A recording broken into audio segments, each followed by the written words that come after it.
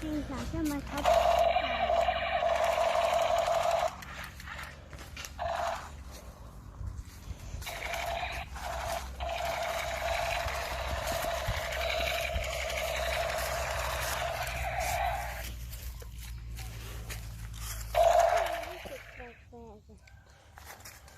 นี่มันหมาป่านี่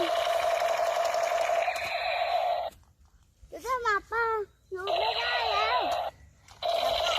โอ้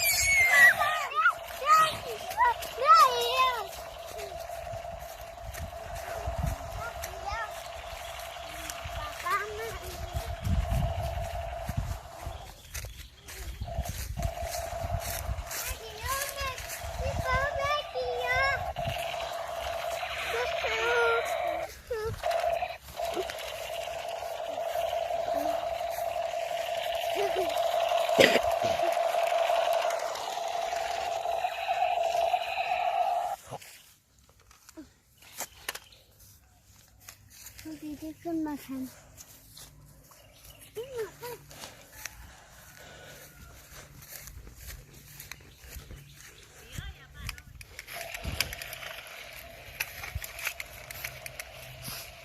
พังพังพังพังโอ้จะถูกนี่